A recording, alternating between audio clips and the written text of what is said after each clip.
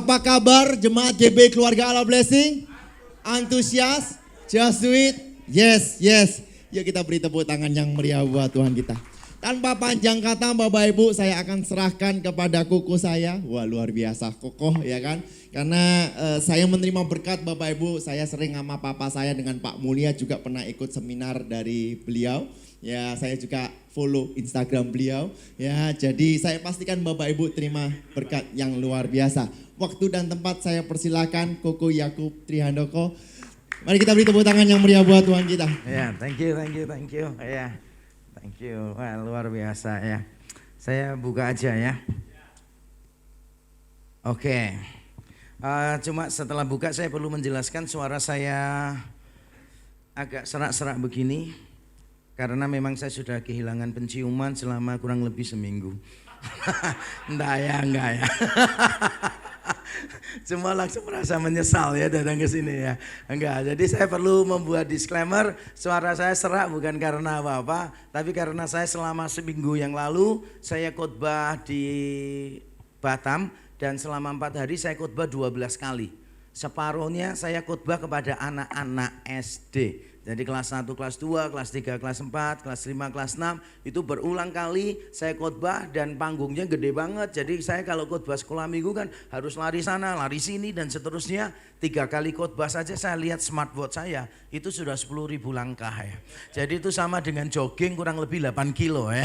Jadi kalau Bapak Ibu saudara mau kurus, membakar kalori, daftar jadi guru sekolah minggu ya. Pasti dijamin kurus. Nah, nama saya Yakub Trihandoko. Terima kasih untuk undangannya Pak Gembala dan semua yang ada di sini. Terima kasih, ini bukan kali pertama sebetulnya gitu. Tapi saya bersyukur dulu saya sudah ada di sini sebelum pandemi dan tidak sebagus ini gerejanya ya, tidak sebagus ini. Sekarang udah lebih bagus. Bersyukur dulu kita ya modelnya itu di tengah minggu begitu acaranya. Kali ini acara hari Minggu dan saya sungguh bersyukur kepada Tuhan. Hari ini kita patut bersyukur kita bisa merayakan Natal dengan suasana yang berbeda. Tahun yang lalu ya mungkin kita merayakan tapi dengan semua keterbatasan ya, nyanyi Hai Mari Berimpun melanggar aturan pemerintah karena harus social distancing dan sebagainya. Kali ini lumayan lah ya, kita bisa berkumpul bersama-sama di tempat ini. Nah, bagi Bapak Ibu saudara yang mau mengenal pelayanan saya lebih lanjut, bisa cari aja gereja saya di rec.or.id.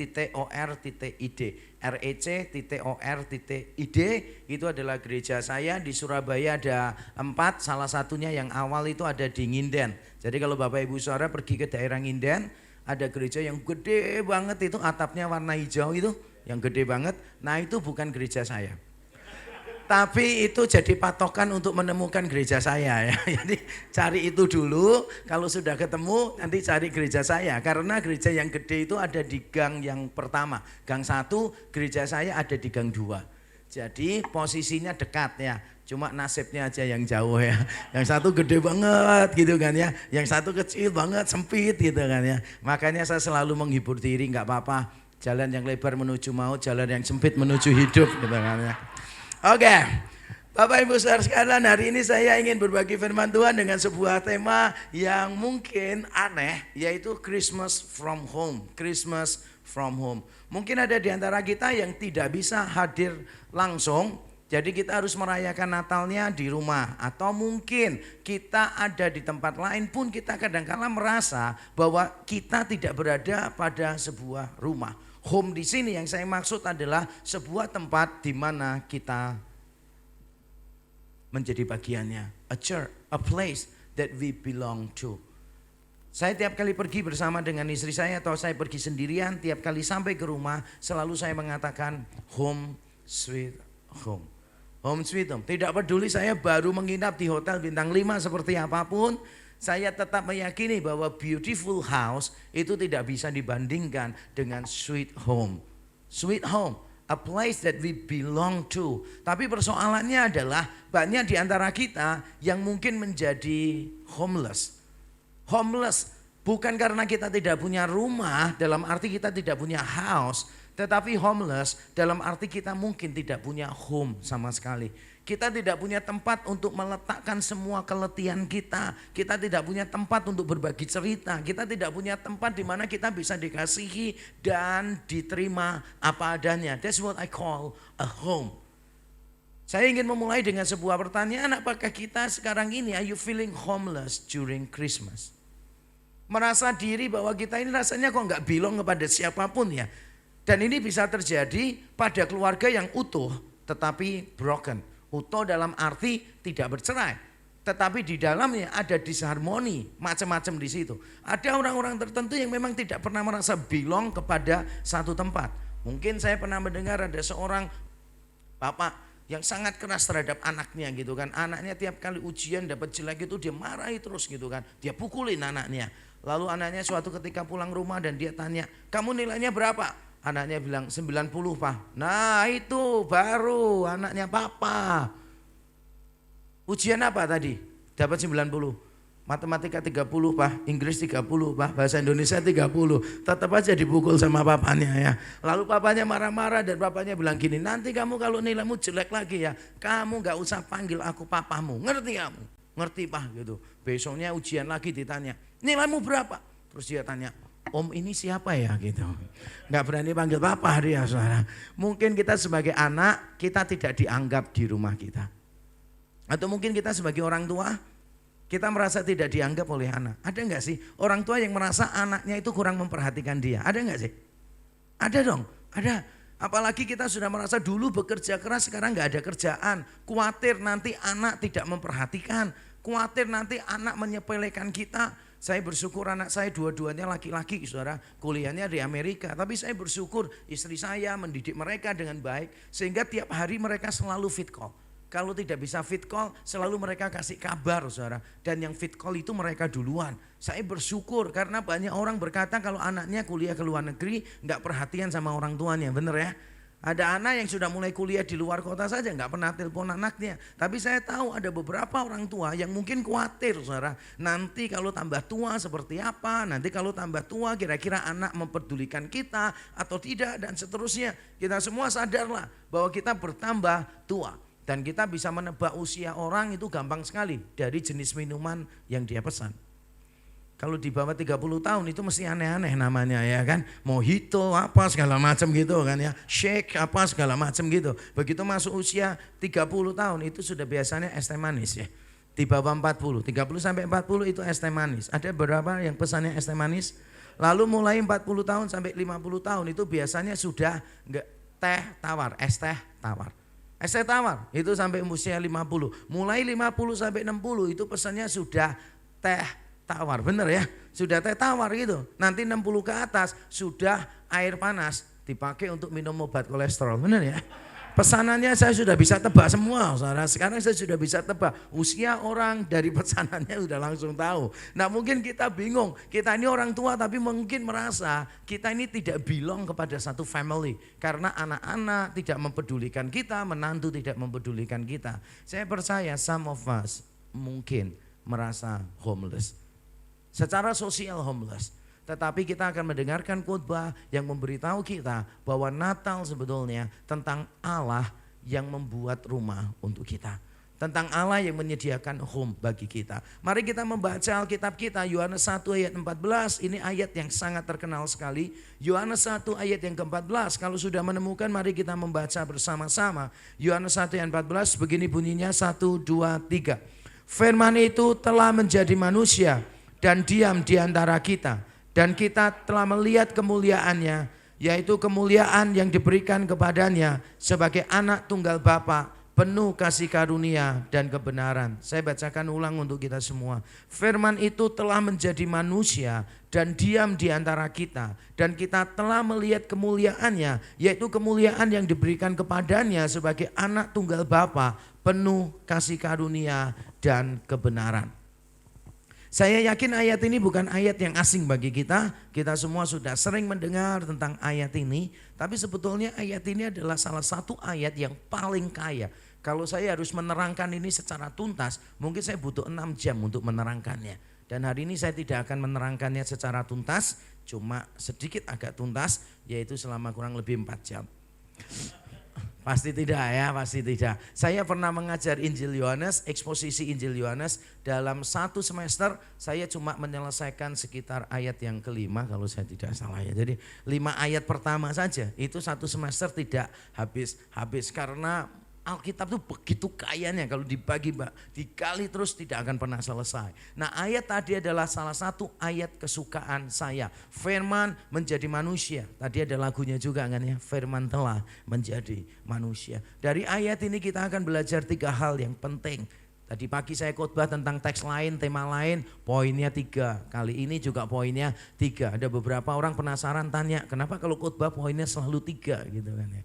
Saya jelaskan karena nama saya Yakub Tri Handoko ya. Bersyukur kan ya, nama saya bukan Yakub Dasa Handoko ya. Kalau Dasa Handoko tiap kali khotbah 10 terus, 10 terus gitu. Saya ingat kalau pendeta khotbah poinnya kebanyakan itu saya ingat pada waktu saya masih di Surabaya, saya sekolah Alkitabnya di GPPS ya, di sini di gereja putih-putih semua itu. Karena memang zaman saya dulu putih-putih semua kan, saya dibesarkan di sana, bersyukur saya bertumbuh di sana. Nah saya dulu pemain musik keliling gitu, pemain musik keliling. Jadi kalau main musik saya suka keliling-keliling gitu. Enggak ya, saya diundang ke sana kemari untuk main musik by the way. Saya diundang ke sana kemari untuk main musik. Nah suatu ketika ada satu gereja mau buka pertama kali launching gitu kan. Wah, saya diundang dengan teman-teman main. Tapi karena mahasiswa asrama, itu kan ada peraturannya. Jam 9 harus sudah nyampe ke asrama. Dan itu acara mulai jam 6. Ternyata bukan telat, ganti jam. Ganti jam, setengah 8 baru dimulai gitu kan. Setengah 8 dimulai, setelah main-main sampai jam 8 gitu kan. Sampai jam 8, terus khotbah. Pendetanya bilang gini, saudara, saya akan mengajarkan kepada saudara 10 rahasia diberkati Tuhan. Saya langsung noleh teman saya, ini 10 waktunya dia berapa lama ya gitu kan. Wah tunggu aja lah, siapa tahu tiap poinnya cepet gitu kan. Wah pendeta itu khotbah, 1 poin 15 menit. Poin pertama itu 15 menit. Terus poin yang kedua dia terangkan lagi kan, 15 menit lagi. Poin ketiga 15 menit lagi. Terus poin keempat pasti 15 menit lah ya. Itu kalau saya nungguin sampai di situ, saya merangkap pemain musik dan petugas keamanan, jaga gereja sampai malam nanti saya di sana. Saya pulang pasti bermasalah dengan ibu asrama, bener ya. Lalu pada waktu dia masuk poin yang keempat, saya udah pamit pulang ya. Dia bingung setelah khotbah nggak ada yang main musik gitu kan. 10 rahasia diberkati Tuhan. Itu diterangkan 15 menit gitu kan. Saya belajar dari kesalahan itu, makanya kalau saya khotbah poinnya itu ya paling 2, 3 gitu, maksimal 4 lah gitu ya. Gitu. Itu yang paling pas supaya kita semua bisa memahami dengan baik. Nah poin yang pertama saudara, yang saya mau bagikan kepada saudara adalah begini. Yang tidak terbatas rela membatasi dirinya. Yang tidak terbatas rela membatasi dirinya. Kalau bahasa Indonesia bunyinya firman itu telah menjadi manusia. Kalau di dalam bahasa asli Alkitab dalam bahasa Yunani, kata yang dipakai bukan manusia tetapi daging. Itulah sebabnya hampir semua versi bahasa Inggris menerjemahnya the word has become flesh. Flesh, daging. Loh, bedanya apa? Daging dengan manusia kan sama. Oh, ternyata tidak sama. Karena konsep orang-orang kuno pada waktu itu, terutama kalau mereka dipengaruhi oleh filsafat Plato. Plato itu menganggap apa yang kelihatan, apa yang material kurang berharga. Yang berharga itu adalah yang non material, yang tidak kelihatan. Yang kelihatan namanya form, yang tidak kelihatan namanya idea dan bentuk gitu. Mereka diajarkan oleh Plato bahwa kalau kita melihat segala sesuatu harus melihat di dalam 2 kategori tadi. Yang kelihatan dengan yang tidak kelihatan. Yang material dengan yang tidak material. Nah ini diaplikasikan oleh banyak orang, tidak semua orang, tapi banyak orang ke dalam berbagai macam kehidupan atau berbagai macam hal. Contoh, pada waktu mereka melihat seorang manusia, seorang Yakub Tri Handoko, maka mereka langsung melihatnya terdiri dari 2 bagian. Bagian materi yaitu tubuh, daging, dan bagian non material yaitu apa? Jiwa atau roh. Itulah sebabnya orang-orang Yunani itu punya pandangan begini saudara. Manusia ini jiwa atau rohnya terpenjara di dalam tubuh yang jahat. Tubuh manusia ini kurang baik, tidak sempurna. Jiwa dan tubuh ini terpenjara di dalamnya. Dan mereka menganggap kematian itu adalah hal yang baik. Karena pada saat manusia mati, maka jiwa atau roh yang baik ini, yang non material ini bebas berkelana, tidak lagi dipenjara oleh yang namanya tubuh. Paham konsep ini? Nah dengan konsep semacam ini, tidak heran mereka memandang tubuh itu sesuatu yang jelek, tubuh itu sesuatu yang rendah. Tidak heran misalnya kalau kita membaca di dalam 1 Korintus 15, sebagian jemaat Korintus itu tidak percaya kebangkitan. Mengapa mereka tidak percaya kebangkitan? Karena Paulus mengajarkan kebangkitan tubuh. Loh, kebangkitan tubuh. Mereka punya pikiran tubuh itu jelek gitu loh. Bagaimana bisa nanti kita setelah mati kan harusnya pembebasan tuh. Kita langsung bilang, "Wah, sekarang saya sudah bebas nih. Bebas dari tubuh yang jahat." Ternyata nanti dikasih tubuh lagi. Mereka nggak bisa paham itu. Itu sama seperti misalnya anak-anak saya dulu waktu kecil, saya ajarin makan pare, sayur pare. Pahit kan? Saya paksa mereka makan. Nanti setelah makan habis papa kasih es krim gitu kan ya. Nggak mau pak, pahit. Gak apa-apa, belajar makan segala sesuatu. Nggak suka nggak apa-apa. Yang penting kalian pernah merasakan. Pokoknya makan. Karena siapa tahu hidupmu ke depan lebih pahit daripada sayur ini. Jadi belajar dari sekarang gitu kan. Lalu mereka makan, waduh pahit sungguhan. Mereka bingung bagaimana caranya ini menghabiskan. Akhirnya kokonya punya ide. Pokoknya jangan dikunyah, langsung masuk kasih air aja. Jadi akhirnya dimasukin pakai air. Wah mereka cepat habis kan. Mamanya datang lihat, oh kok cepat habis? Oh kalian suka ya, mama pesankan lagi ya gitu. Ngerti perasaannya orang-orang Korintus pada waktu diomongin nanti akan ada kebangkitan tubuh. Kurang lebih perasaannya kayak gitu tuh. Karena mereka menganggap tubuh itu sesuatu yang buruk, sesuatu yang hina, sesuatu yang tidak berharga. Tapi justru firman itu menjadi daging. Dan firman ini siapa? Di ayat 1 dikatakan apa? Pada mulanya adalah firman. Firman itu bersama-sama dengan Allah dan firman itu adalah Allah. Di ayat yang ketiganya dikatakan apa? Segala sesuatu dijadikan oleh Dia dan tanpa Dia tidak ada satupun yang jadi. Berarti firman ini pencipta segala sesuatu, Dia tidak terbatas. Bahkan segala sesuatu bergantung kepada firman. Tapi sekarang sang firman itu karena dosa-dosa kita, karena kita, Dia menjadi daging. Menjadi sesuatu yang kelihatannya terbatas. Menjadi sesuatu yang dipandang buruk. Tapi disitulah Allah melakukannya bagi kita. Allah membatasi dirinya bagi kita. Dan kita perlu memahami konsep teologis ini. Sangat mendalam sekali. Pada saat Allah menjadi manusia itu ceritanya begini ya. Supaya kita semua paham. Allah sejati. Lalu dia menjadi ciptaan. Jadi pencipta dan ciptaan sekarang bergabung menjadi satu. Dia Allah sejati dan manusia sejati. Allah itu bukan cuma mengambil manusia seperti jaket ini. Setelah dipakai gak dibutuhkan dilepas. Tidak loh. Sampai sekarang Yesus yang kita percayai. Yesus yang kita sembah adalah Allah sejati dan manusia sejati. Makanya pada waktu dia bangkit dari antara orang mati, bangkitnya pakai tubuh enggak? Pakai tubuh. Waktu dia naik ke surga, bangkitnya naiknya itu pakai tubuh kemuliaan enggak? Pakai. Berarti untuk selama-lamanya dia akan tetap menjadi Allah sejati dan manusia sejati bagi kita.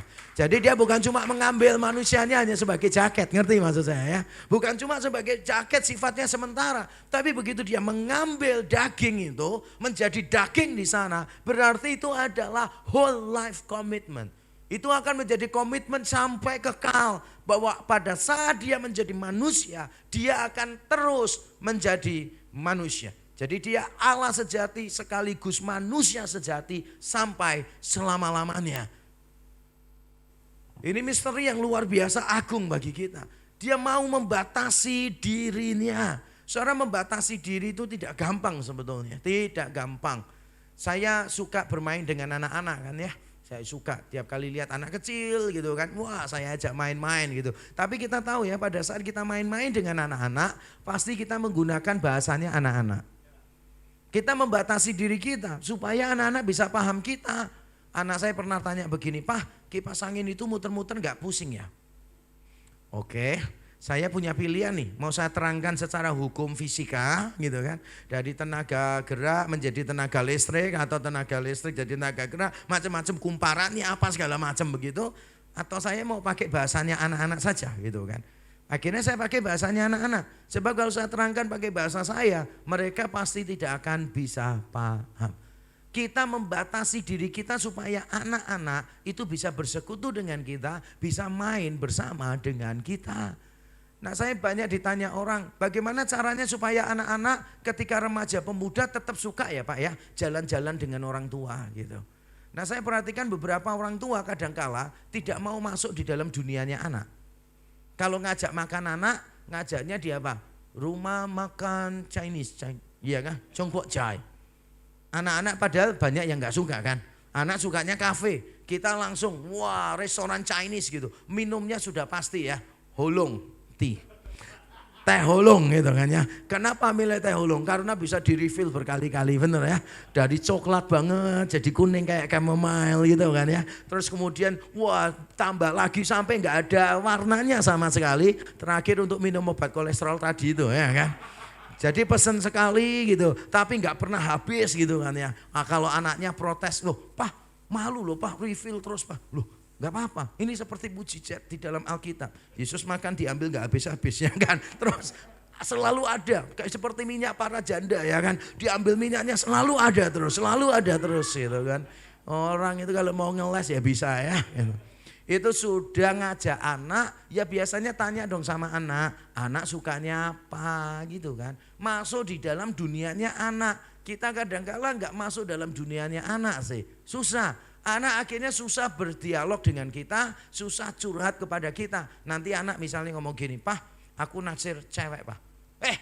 Naksir cewek gitu. Gak usah, sekolah dulu gitu. Gak usah mikir-mikir gitu. Nah anak baru mau cerita. Ya udah toh ditanyain, oh ya cantik tak, baik tak. Gitu loh, dengerin aja. Nanti anak-anak itu suka cerita sama kita. Anak saya ngomong gini, Pak ini cantik gak Pak? Lumayan sih gitu. Tak deketin ya Pak ya. Ya kamu lihat orang tuanya dulu kayak apa fotonya. Wah jadi seru nih gitu. Stalking gitu. Terus dia lihat nunjukin semua gini. Ini loh Pak keluarganya. Wah kamu lihat ya. Cewek yang kamu taksir ini perkecualian loh. Dia sendirian yang cantik loh. Di keluarganya enggak. Nanti khawatirnya setelah nikah sama kamu perkecualiannya tidak berulang. Nanti ikut yang biasa, yang dominan gitu kan. Pokoknya sama anak gitu aja saudara. Saya kenal dengan cewek-cewek yang ditaksir anak saya ajak main juga bersama mereka dan seterusnya. Masuk di dalam dunia anak. Saya dulu sukanya futsal. Saya suka olahraga futsal, bela diri, biliar. Anak saya sukanya cuma basket. Anak saya enggak suka futsal, sukanya basket. Tahu yang saya lakukan apa? Saya beli buku, judulnya How to be a Better Basketball Player. Gitu. Saya nonton YouTube, saudara. Saya mulai dasar basic basket. Tujuan saya cuma satu, supaya saya tetap bisa main basket bersama anak-anak saya. Dan saya senang ketika anak saya bilang, Pak ini nanti mau ada pertandingan basket nih sama anak-anak. Teman-teman, Papa mau ikut main gak? Jadi saya paling tua sendiri main di situ, saudara. Kemarin anak-anak saya sebelum berangkat ke Amerika kumpul sama tim basketnya masing-masing kan. Lalu ngomong gini, Pak ini kita mau tanding lagi nih sama tim basket. Papa ikut yuk main gitu. Jadi saya ikut main, walaupun saya ya gak sepandai mereka. Tapi saya bersyukur bisa masuk di dalam dunianya mereka. Tapi itu tidak gampang, karena saya sampai sekarang tidak suka basket. Sampai sekarang saya tidak suka basket. Pengalaman pertama saya basket itu pengalaman yang kelam luar biasa. Saya pertama kali main basket di SMP. Begitu masuk eskul pertama, latihan pertama, saya pukul-pukulan sama teman saya. Karena saya itu kan gak bisa. Terus saya salah umpan. Teman saya satu tim ngomong, matamu di mana? Saya datangi, saya tonjok matanya, di situ mataku gitu kan. Terus bertengkar. Wah akhirnya saya diusir saudara. Gak boleh ikut eskul kan. Karena ini pemain inti. Saya kan pemain baru kan. Lalu terakhir kali saya main basket sebelum sama anak-anak saya, itu adalah ketika pertandingan antar STT di Surabaya sini, saudara. Pertandingan antar STT, wah itu jangan pikir karena STT semua gitu saling hormat gitu ya, bawa bola permisi bisa lewat gitu, enggak ya. Permainannya keras termasuk saya, saudara. Wah sampai mau berkelahi dipisah-pisah, saudara. Jadi 2 kali main basket, ujung-ujungnya itu UFC. Smackdown, ujung-ujungnya gitu. Makanya saya menghindari main basket, saudara. Tapi for the sake of my kids, I love what I hate. I love what I hate. Bukankah Allah juga begitu ya? Allah itu menanggung dosa kita. Allah membenci dosa. Tapi justru karena kita, Dia mau menjadi dosa karena kita. Amin. Itu namanya membatasi dirinya.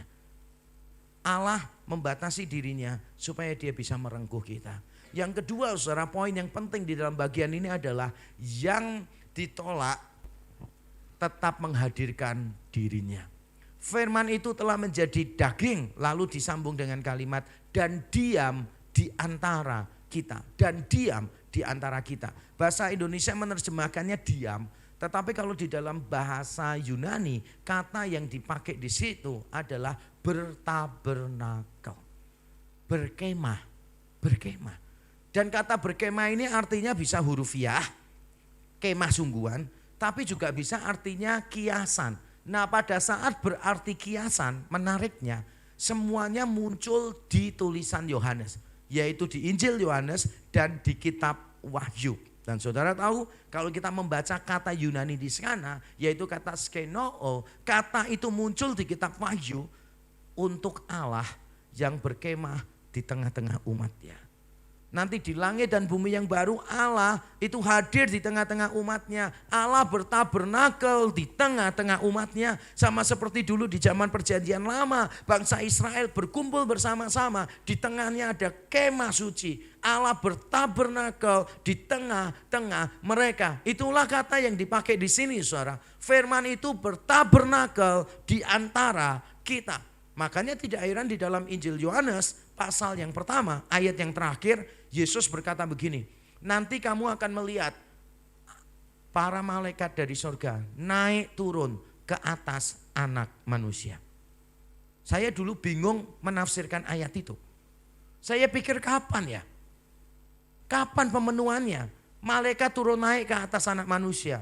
Ternyata setelah saya belajar saya baru paham saudara. Saudara ingat peristiwanya Yakub di dalam perjanjian lama? Waktu dia melarikan diri, akhirnya dia mengalami perjumpaan dengan Tuhan di tempat yang namanya Betel.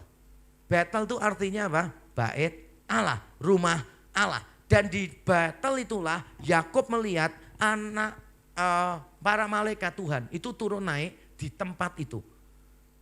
Jadi malaikat Tuhan turun naik, ada tangga dari surga sampai bumi. Malaikat Tuhan turun naik ke atas Betel. Dan Yesus berkata begini, nanti akan turun naik bukan ke atas Betel, tapi ke atas Yesus sendiri, anak manusia. Artinya apa? Dijelaskan lagi di pasal 2 dari Injil Yohanes. Ketika Yesus berkata begini, robohkanlah bait Allah ini dan di dalam 3 hari aku akan membangunnya kembali. Yang dimaksud dengan bait Allah apa? Tubuhnya sendiri. Yesus itu adalah the real house of God, the real temple of God.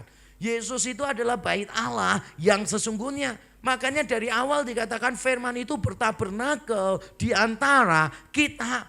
Dan kita bicara tentang rumah itu berarti bicara tentang apa? Tempat tinggal. Bicara tentang tempat tinggal. Kita mengatakan gereja ini rumah Tuhan, berarti Tuhan tinggal di sini. Kita bicara tentang tubuh kita sebagai bait Roh Kudus, berarti Tuhan hadir di tengah kita. Berarti Natal itu berbicara tentang sesuatu yang luar biasa, yaitu Allah membuat rumahnya di antara kita. Mungkin kita tidak pernah merasa at home, tapi kita selalu punya home, yaitu Kristus menjadi home bagi kita. Kita punya tempat di mana kita bisa mengatakan I belong to this place. I belong to this place. Saudara, betapa menyenangkannya ketika kita ada di satu tempat dan kita merasa dimiliki di tempat itu, benar ya? Betapa berbahagianya kita ketika kita menjadi bagian dari sebuah tempat yang benar-benar bisa menerima kita apa adanya. Mungkin orang tua seringkali nggak bisa menerima kita apa adanya. Ada orang-orang tua tertentu begitu, saudara. Tidak bisa mengasihi anaknya dengan benar, dengan adil. Anaknya nomor 1 juara olimpiade matematika, wow, masuk di sosmednya, di Instagram, Facebook. Anak nomor 2 juara piano, wah, masuk di sosmednya. Anak ketiga juara balap karung 17 Agustus, enggak masuk. Benar atau enggak? Loh, kita nih sebagai orang tua kadang-kala begitu sama anak. Anak saya itu mengajarkan sesuatu yang luar biasa. Waktu anak saya TK, saudara, graduation, wisuda TK. Itu 4 atau 5 temannya dia itu dapat penghargaan. Anak saya itu ke belakang pegang tangan saya nangis ngomong gini, "Pah, sorry ya, Apin gak bisa bahagiakan papa, banggakan papa." Kenapa? Gak bisa dapat penghargaan. Terus saya bilang, "Papa pernah nuntut kamu macam-macam?" Enggak apa-apa. I'm proud of you. Selama kamu melakukan yang terbaik, papa puas dengan kamu. Saya berusaha untuk menerima anak saya dengan semua kelebihannya masing-masing, saudara. Walaupun saya dan istri itu sejak SD ranking 1 terus sampai kuliah juga ranking 1. Ini saya cerita bukan untuk menyombongkan diri. Supaya Bapak Ibu saudara tahu kami ini bukan orang sembarangan. Sama aja ya. Tapi ketika kami punya anak, kami tidak pernah paksa anak saya untuk jadi juara satu secara akademis. Karena saya tahu panggilan Tuhan bagi masing-masing anak itu berbeda. Saya tidak pernah push mereka. Saya cuma mengoptimalkan panggilan Tuhan di dalam hidup mereka. Jangan sampai anak saya merasa tertolak hanya gara-gara impian dia dan impian orang tua berbeda. Hanya gara-gara orang tua tidak bisa menangkap tujuan Tuhan bagi anak itu seperti apa. Dan saya bersyukur anak saya bukan tipikal akademis. Tapi ketika kuliah di Amerika pun ya IP-nya dia selalu di atas 3,5, saudara. Tapi saya tidak pernah push. Bahkan ketika dia tuh belajar mati-matian, mamanya masih kasih tahu, jangan terlalu serius belajar, have fun sedikit lah. Gak usah terlalu begitu. Tapi kita seringkali sebagai orang tua sukar untuk menerima anak, kecuali anak kita berprestasi. Benar atau betul? Kita sebagai anak sukar untuk menerima orang tua kita, karena orang tua kita itu tidak membanggakan bagi kita. Mungkin kita inginnya orang tuanya kaya raya dan seterusnya, kita kecewa dengan orang tua kita. Anak saya sejak kecil, saudara, sekolah dia sudah ngomong, "Pah, nanti bisa nggak mobil nggak usah masuk halaman sekolah." Kenapa? Karena sekolah itu orang kaya semua di situ, saudara. Kalau ada yang nggak kaya, pasti anak pendeta. Cuma itu toh kuncinya. Saudara lihat di situ, anak orang kaya semua, saudara. Kalau sampai kelihatan nggak kaya, tanya aja, "Papa pendeta di mana?" Pasti bener, saudara. Anak saya itu malu karena mobilnya itu jelek, saudara. Anak saya pernah datang kepada saya ngomong gini, "Pah, malu Pah, teman-teman itu kaya semua loh Pah," gitu kan. "Loh, kamu tahu dari mana?" "Ya teman-teman itu cerita Pah, mobilnya 6-7, ada yang cerita malah dia punya pesawat Pah, pesawatnya lantai 2 lagi, di lantai 2-nya itu malah ada lapangan basketnya, lantai 1-nya itu ada kolam renang." Yang cerita siapa? Temen, dia bilang gitu, ngomongin sama temenmu ya, "Papamu tuh kaya raya juga," gitu kan. Untuk membawa uangnya papa tiap minggu aja butuh 10 orang. Petugas kolektan maksudnya ngedarin kemana-mana gitu loh, saudara.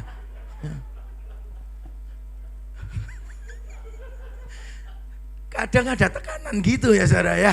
Terus gini, bajunya jelek, sepatunya jelek gitu kan ya. Gitu. Wah, yang lain-lain Nike, Adidas apa segala macam kan. Ini Eagle gitu kan. Itu enggak jelek loh sebetulnya. Ya cuma kan kurang branded toh. Ya terpaksa kita kasih ayat-ayat, nggak apa-apa, Tuhan janjikan kita seperti Raja Wali yang akan terbang tinggi ya kan. Jadi sesuaikan ya dengan mereknya gitu kan ya. Ya enggak lah ya, bukan gitu. Ini poin yang luar biasa. Yang terakhir saudara, yang terakhir yang saya mau bagi dari poin ini adalah begini. Yang terlihat hina justru menyatakan kemuliaannya. Tadi dikatakan demikian saudara, yaitu dan kita telah melihat kemuliaannya, yaitu kemuliaan yang diberikan kepadanya sebagai anak tunggal Bapa, penuh kasih karunia dan kebenaran. Kita telah melihat kemuliaannya, yaitu kemuliaan yang diberikan kepadanya sebagai anak tunggal Bapa, penuh kasih karunia dan kebenaran. Jadi firman ini menjadi daging serba terbatas dan dia berkemah di tengah-tengah kita. Walaupun kalau kita membaca ayat 10 dan 11, dia ditolak loh oleh milik kepunyaannya. Ia datang kepada milik kepunyaannya tidak mengenal dia. Dia datang kepada milik kepunyaannya, tapi dia ditolak malahan. Tapi nggak apa-apa, dia datang ke rumah, ditolak, dia bikin rumah, mengundang orang lain masuk ke situ. Ketika dia datang satu rumah ditolak, dia bikin rumah supaya yang lain bisa masuk di situ. Tapi tidak berhenti sampai di situ. Justru di tengah semuanya itu kita melihat kemuliaannya, yaitu kemuliaan sebagai anak tunggal Bapa, penuh kasih karunia dan kebenaran. Saudara, saya kalau punya waktu lebih saya pasti akan menerangkan ini dalam kaitan dengan Keluaran 32 sampai 34. Yaitu ketika bangsa Israel menyembah berhala, menyembah anak lembu emas, lalu Tuhan membunuh mereka dan Tuhan mau membinasakan semuanya. Tapi Musa berkata, "Tuhan janganlah lakukan itu." Lalu Musa berkata begini, "Tuhan boleh enggak aku melihat kemuliaan-Mu?" Lalu Tuhan berkata begini, "Oke, kamu akan melihat kemuliaanku. Tapi karena bangsa Israel ini telah berdosa, aku tidak mau ada di tengah-tengah mereka. Kemah pertemuan tidak boleh ada di tengah-tengah. Harus dipindahkan keluar dari perkemahan. Yang boleh datang cuma Musa saja." Jadi orang datang ke sana cuma Musa. Waktu Musa balik dari kemah pertemuan, wajahnya penuh dengan kemuliaan. Bangsa Israel tidak tahan melihat itu. Dan Musa pada waktu mau melihat Tuhan, Tuhan itu ngomong gini, "Oke, nanti aku akan lewat di antara celah gunung, kamu tidak akan melihat wajahku karena kamu pasti mati. Kamu hanya akan melihat punggungku. Itu pun aku akan menutupi dengan tanganku." Dan perhatikan, Tuhan berkata begini, pada waktu Tuhan lewat Keluaran 34 ayat 6 dan 7. Tuhan berkata apa? Intinya ayat 6, Tuhan itu penuh kebaikan, penuh kasih setia. Tapi di ayat 7-nya, Tuhan itu adil. Tuhan itu membalaskan kesalahan orang. Jadi penuh kasih karunia dan kebenaran di sini. Latar belakangnya adalah ketika bangsa Israel dulu gagal mengikuti Tuhan. Ketika bangsa Israel dulu menyembah anak lembu emas dan Tuhan mau membinasakan mereka. Akhirnya tidak jadi karena kasih setia Tuhan. Tuhan menyatakan kemuliaannya kepada Musa. Dan bangsa Israel itu tidak bisa lihat. Cuma Musa bisa lihat. Itu pun ditutupi. Sekarang Allah datang dalam rupa manusia. Dan semua orang bisa melihat kemuliaannya. Bukan lagi ditutupi. Ketika Yesus lewat, Yesus tidak berkata, tutup aja ya, tutup aja. Supaya kalian gak mati. Enggak loh. Yesus datang dan orang bisa menyentuh dia. Padahal dia menyiratkan kemuliaan Allah yang luar biasa. Dia tinggal di antara orang-orang yang berdosa. Kalau di dalam perjanjian lama gak mungkin itu akan terjadi. Orang-orang berdosa, Allah lewat, semuanya mati. Orang berdosa, Allah ada di tengah-tengah mereka, semuanya akan dibasmi oleh Tuhan. Tapi di dalam diri Yesus, di dalam kehinaan Yesus, di dalam keterbatasan Yesus, justru kita melihat kemuliaan Tuhan yang paling sempurna. Disitulah Allah merengkuh orang-orang yang berdosa. Natal bukan peristiwa yang biasa Bapak Ibu Saudara. Natal itu tentang Allah yang di dalam kekudusannya mau hadir di tengah-tengah kita, orang-orang yang berdosa. Yang kalau itu terjadi di perjanjian lama, kalau Allah hadir di tengah-tengah orang berdosa, maka kita tahu apa yang akan terjadi. Semua orang berdosa pasti akan binasa. Tapi Natal memberitahu kita sesuatu yang berbeda. Allah yang maha kudus mau tinggal di antara orang-orang yang berdosa. Allah yang tidak terbatas mau membatasi dirinya untuk kita semua. Sehingga mungkin ada di antara kita yang berkata, saya kok enggak merasa at home di dunia ini. Saya kok enggak merasa bagian dari sebuah keluarga, bagian dari sebuah komunitas. Natal kali ini memberitahu kita bahwa saudara selalu punya tempat. Di mana saudara bisa berkata, I belong to this place. Yaitu Allah bertabernakel di antara kita. Amin.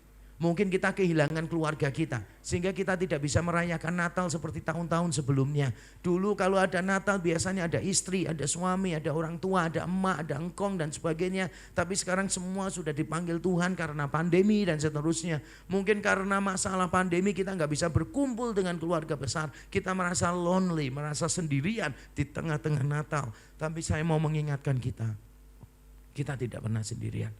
Apapun keadaan kita saat ini, saudara akan selalu bersama dengan Tuhan. Allah bertabernakel di antara kita. Saya ingin mengajak saudara untuk membaca ayat ini bersama-sama saudara. 1, 2, 3. Natal bukan tentang di mana kita berada, tetapi siapa yang berada di dalam kita. Sekali lagi yuk. Natal bukan tentang di mana kita berada, tetapi siapa yang berada di dalam kita. Are you feeling homeless right now? Merasa sendirian di tengah keramaian, merasa khawatir merayakan Natal, rasanya kok sendirian. Tapi sebetulnya Bapak Ibu Saudara gak pernah sendirian. Apapun keadaan kita, Tuhan itu selalu ada untuk kita. Dan kita patut bersyukur ya. Jangan khawatir menghadapi tahun yang baru. Tuhan mencari kita, Tuhan menolong kita. Natal meyakinkan kita bahwa Tuhan selalu peduli intervensi di dalam hidup kita. Mari kita tunduk kepala, kita berdoa. Haleluya, terima kasih Tuhan. Terima kasih Tuhan. Saya memberi kesempatan untuk setiap kita saudara berdoa, menyerahkan pergumulan kita ke dalam tangan Tuhan. Mungkin kita merasa sendiri, merasa sepi, merasa orang lain tidak peduli dengan kita. Bahkan di tengah keramaian kita merasa sendirian. Tapi Natal mengingatkan kepada kita bahwa kita tidak pernah sendirian. Mungkin ada di antara kita yang sudah berusia lanjut atau semakin mendekati usia lanjut. Dan kita khawatir nanti ke depan seperti apa. Engkau khawatir tentang masa tuamu. Tapi ingatlah bahwa Allah melalui Natal ini mengingatkan bahwa Dia ingin membuat sebuah rumah bagi kita. Kita akan tenang bersama-sama dengan Dia. Kita akan selalu diterima apa adanya. Karena Tuhan sudah menyelesaikan semua persoalan dosa-dosa kita. Terima kasih Tuhan. Mari kita bersyukur kepada Tuhan. Haleluya. Terima kasih Tuhan, terima kasih Yesus. Haleluya. Haleluya, haleluya. Haleluya. Thank you Jesus. Thank you Jesus. Terima kasih Tuhan.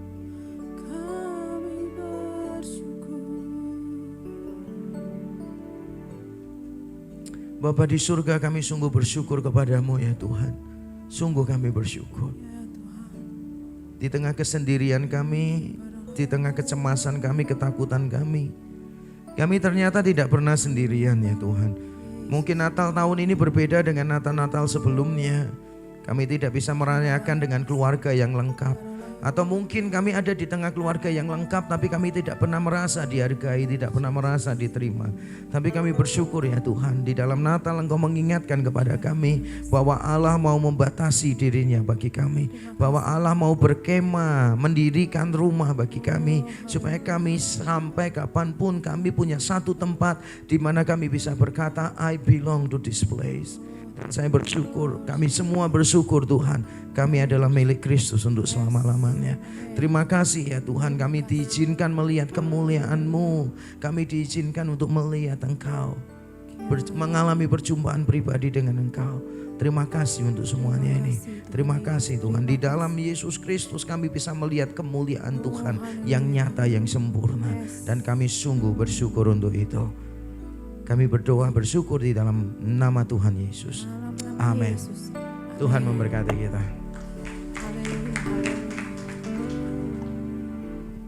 Sekali lagi berikan tepuk tangan buat Tuhan Yesus.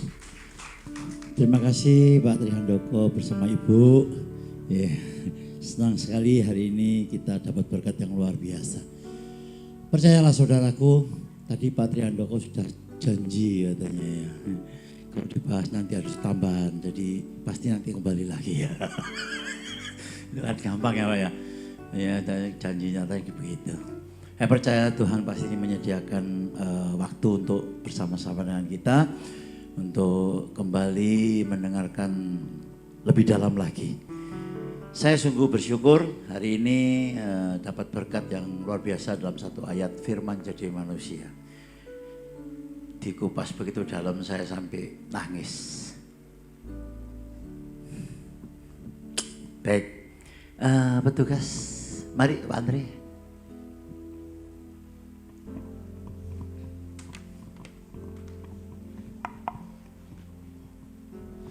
Terima kasih Pak Yakub Tri yang sudah menjadi berkat buat kami semua. Tuhan Yesus memberkati. Mari kita siapkan amplop persembahan kita. Syukur terima kasih Bapa pada sore hari ini Kau beri kami kesempatan Tuhan untuk mendengarkan firman-Mu. Biarlah setiap firman yang Tuhan tabur boleh menjadi rema dalam setiap kehidupan kami. Karena kami percaya Tuhan, kami tidak sendiri Tuhan. Kalau sebentar kami akan memberikan persembahan Tuhan. Sucikan, kuduskan setiap persembahan kami Tuhan. Biarlah persembahan ini boleh menjadi dupa yang harum di hadapan-Mu Tuhan. Karena kami tahu Tuhan sudah memberkati kami terlebih dahulu. Di dalam nama Tuhan Yesus kami akan memberi dengan sukacita. Haleluya. Amin. Ya, saya memberikan kesempatan kepada saudara untuk memberikan persembahan baik yang online maupun offline. Saudara, ada beberapa pengumuman. Kita akan kembali mengadakan peduli kasih kepada hamba-hamba Tuhan ya. Gereja-gereja yang di seputar kota Surabaya yang ke-19 kalinya. Kurang lebih 50 orang. Kita akan berkumpul tempat ini hari Rabu tanggal 22 jam setengah 10 khusus sama Mbak Tuhan. Ibadah doa malam Blessing Night online pada hari Kamis 23 Desember ditiadakan. Digabung pada acara Natal Jumat tanggal 24 Desember 2021 jam 5 sore sama jam 7 malam. Mohon maaf yang jam 5 sore sudah habis karena dari pemerintah menyediakan peduli lindung ya. Jadi kami ya juga taat, kami dikirimi peduli lindung, jadi kalau saudara nanti yang dapat undangan saya minta datang lebih awal. Kita tetap social distancing seperti ini kurang lebih kita 100 lah ya paling banyak nanti kalau mungkin tambah sini kalau mau khotbah ya bisa paling 10. Sebab itu saya rindu kepada saudara nanti misalnya saudara mau hadir atau saudara belum dapat undangan, saudara mau hadir, silakan saudara WA. Ya berapa orang, tapi tolong harus datang supaya tempatnya kita sediakan. Ya jam 7 masih ada. Ada berapa jam 7? Masih ada ya kurang lebih 5 atau ada, masih ada. Oke, nanti saudara bisa minta yang di belakang untuk jam 7 malam. Lalu ibadah raya Minggu tanggal 26 Desember, Natal 24, Minggu 26, ibadah hanya diadakan 2 kali, yaitu jam 9 dan jam 11. Ya. Saya rasa dan yang lain tanggal 31 kita akan ada tutup tahun jam 5 sore tanggal 31. Ada tambahan Yos? Tidak ada. Baik. Sekali lagi terima kasih Pak Tri. Beliau memang sibuk untuk ngajar dan seminar. 3 tahun itu penuh saudara. Jadi maka dia kaget kok sudah direnov katanya. Tak eling-eling. Oh iya dulu belum. Jadi nanti kalau jadwal lagi mungkin tidak sampai 3 tahun, 3 bulan gitu Pak ya. Saudara setuju 3 bulan lagi? Tidak setuju 2 bulan? Ya 2 bulan ya. Doa puasa 2 bulan.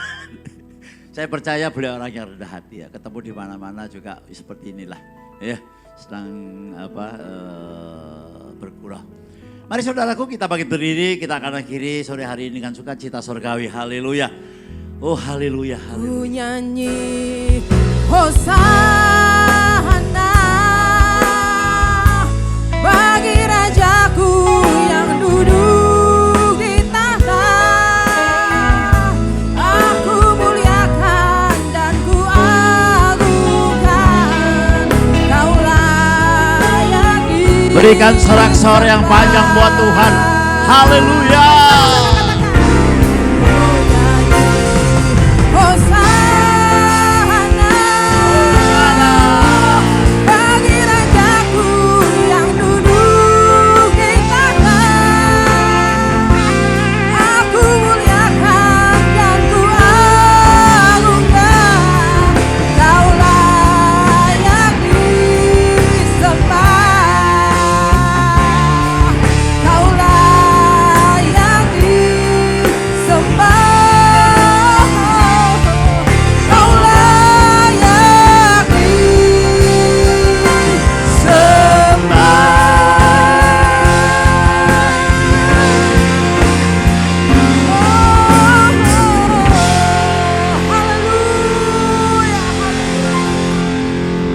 Sungguh kami bersyukur Tuhan, terima kasih Engkau sudah mengirimkan hamba-Mu dan kami merasakan betapa cinta kasih-Mu yang begitu dalam Tuhan.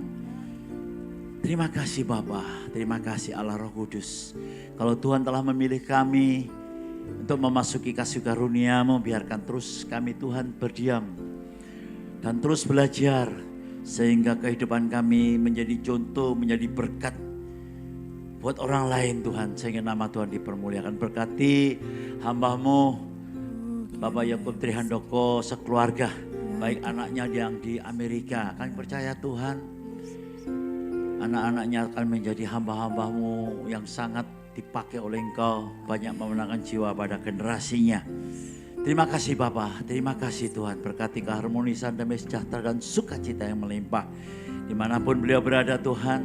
Tutup bungkus dengan kuasa-Mu dan mengajarkan, memberikan pengertian yang sederhana sehingga dapat kami tangkap Tuhan bahasa surgawi itu Tuhan, dan kami boleh berjalan dalam terang kasih-Mu. Terima kasih Bapa. Tiba saatnya saudaraku, angkatlah kedua tanganmu, terimalah dengan iman percaya. Saudara-saudaraku yang kekasih, sekarang terimalah dan bawa pulang berkat dari Allah Bapa yang berlimpah-limpah. Kasih, sukacita, damai sejahtera dari Allah Anak yang tidak pernah berkesudahan, penyertaan Allah Roh Kudus yang manis menyertai engkau, memberkati engkau. Bahkan apa saja yang engkau kerjakan menjadi berhasil dan beruntung. Sampai Maranatha Tuhan kembali bahkan sampai selama-lamanya. Dalam nama Tuhan Yesus, saudara yang sudah menerima katakan bersama saya, amin.